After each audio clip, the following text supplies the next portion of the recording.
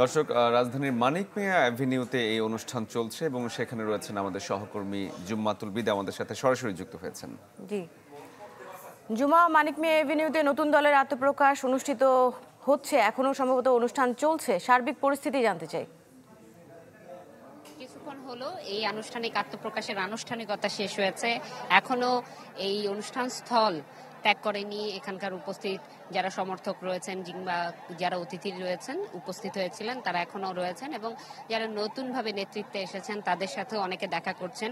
তারা কিছুক্ষণ আগেই তাদের নাম এবং যেই সাংগঠনিক কাঠামো আংশিক সেটি প্রকাশ করে নিজেদের বক্তব্য তুলে ধরে আজকের দিনের আনুষ্ঠানিকতা শেষ করেছেন এবং সাধারণ মানুষ যারা এসেছেন, অংশ নিয়েছেন এই আয়োজনে, তারাও কিন্তু উপস্থিত আছেন এখনো।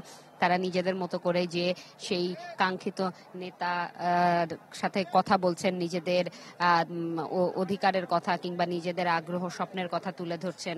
সানবিট সব দিবে সামাল। সানবিট ম্যাজিক প্রেস ডিশওয়াশিং এর মাথা ঘোরানো সলিউশন।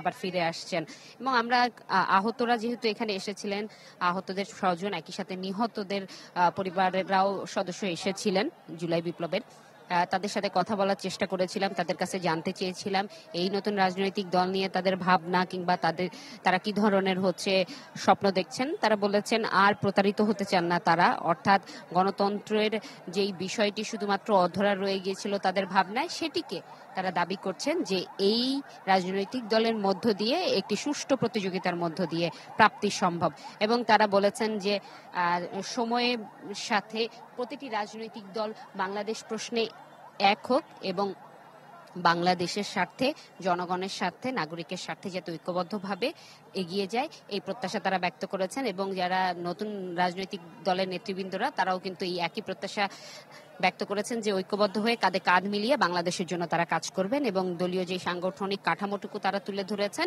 যেটি সামাজিক যোগাযোগ মাধ্যমে গুঞ্জনও ছিল, সেগুলোই আসলে একে একে নামগুলো তারা তুলে ধরেছেন। এই ছিল আমার কাছে এখান থেকে সর্বশেষ। জি, জুমাতুল বিদা, ধন্যবাদ আপনাকে আমাদের সাথে যুক্ত হওয়ার জন্য। দর্শক, জুমাতুল বিদা আমাদের সহকর্মী মানিক মিয়া এভিনিউ থেকে আমাদের সাথে যুক্ত হয়েছিলেন।